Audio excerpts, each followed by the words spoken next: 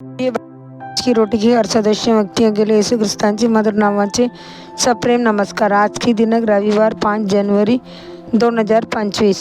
सुबीक डोंगरावर माझ्या प्रियकराचे एक ताक्षरक्ष मले आगे जो एका सुबीक डोंगरावर आगे। येसाया 5 अध्याय 1 वचन। सुबीक डोंगरावर या वाक्यप्रचाराचा विचार करा। तिथे चांगले खत, सुबीक जमीन आणि पुरेशी सिंचन व्यवस्था आहे, तसे झाडे वाढण्यासाठी अनुकूल हवामान आहे। तर प्रभूने आपल्याला दिलेल्या विशेष अधिकार कोणते आहेत?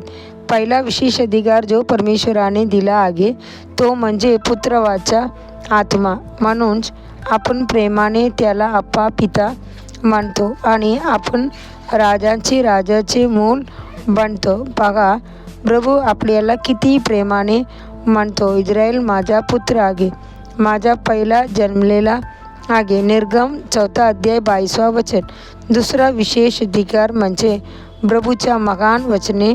संपूर्ण बायबलमध्ये 4000 पेक्षा जास्त समर्थशील वचने आहेत। ख्रिस्त येशूमध्ये त्यांची सर्व वचने हो आणि आमेन आहेत।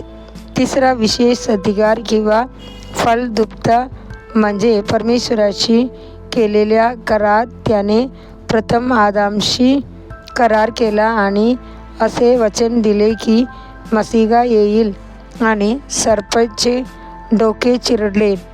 त्याने नोगाशी करार केला आणि वचन दिले की तो कधीच पाण्याने जगाची नाश करणार नाही आणि त्याचे चिन्ह म्हणून इंद्रधनुष्य दिले।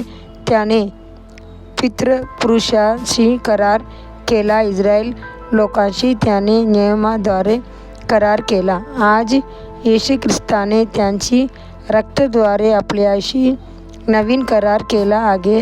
हा किती महान विशेष अधिकार आहे। चौथा विशेष अधिकार जो परमेश्वराने दिला आहे तो म्हणजे त्यांची उपासना करण्याची मान।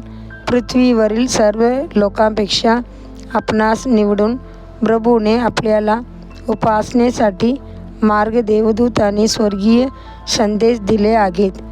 उपासनेची वेळी तो आपल्याला त्यांची दिव्य उपस्थितीने भरतो। प्रत्येक वेळी जेव्हा आपण उपासना करतो तेव्हा आपण जगभरातील संत, स्वर्गातील करूब व सेराफ आणि असंख्य देवदूतांशी एक रूप होतो। पृथ्वीवरील उपासना म्हणजे स्वर्गीय उपासनेची झलक आहे। परमेश्वराने आपल्याला दिलेल्या आशीर्वादामध्ये आहेत पापाची क्षमा, उद्धार, दैवी शांती, पवित्र आत्म्याची अभिषेक, अनंत जीवन, आत्म्याची वरदान आणि फले। भजनकार म्हणतो, माझ्या वाटणीला गोड व अतिशय सुंदर भाग आला आहे। होय, मला एक चांगला वारसा मिळाला आहे।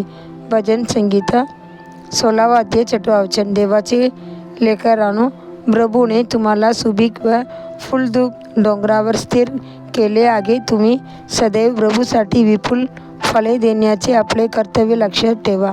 अधिक चिंतनासाठी वचन। कारण परमेश्वर तुझ्या देवाने तुला एका उत्तम भूमीत आणले आहे, जिथे दर्या आणि डोंगरामधून पाण्याचे प्रवाह, झरे आणि पाणवठे आहेत। व्यवस्थाविवरण 8 अध्याय 7 वचन। आजच्या बायबल वाचन सकाळी उत्पत्ती 13 अध्याय 14 अध्याय 15 अध्याय। संध्याकाळी मॅथ्यू 5 अध्याय 1 से 26 वचन। धन्यवाद।